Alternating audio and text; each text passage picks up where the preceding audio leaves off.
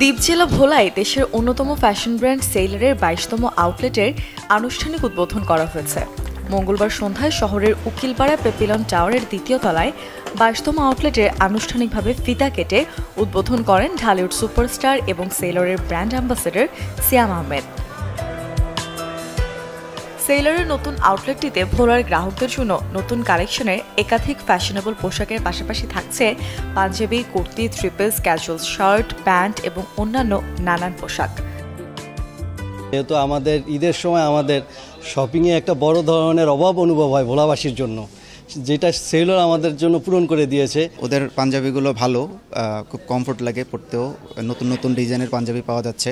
সেইলরে আসার কারণ হচ্ছে একই ছাদের নিচে সব ধরনের কালেকশন পাওয়া যায়, বাচ্চা বড় সবার কালেকশন।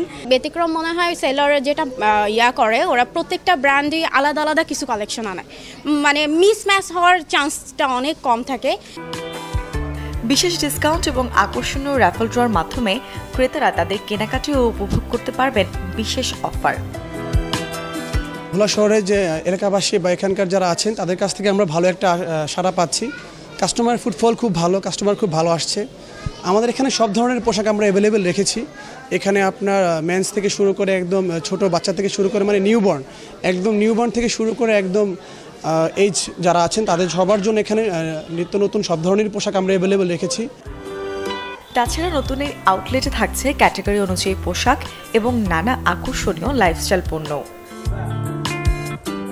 ভোলাতে কোনো ব্র্যান্ড শপ এত বড় পরিসরে শুরু হওয়ায় উচ্ছ্বসিত সাধারণ ক্রেতারা। Desk report, channel 24।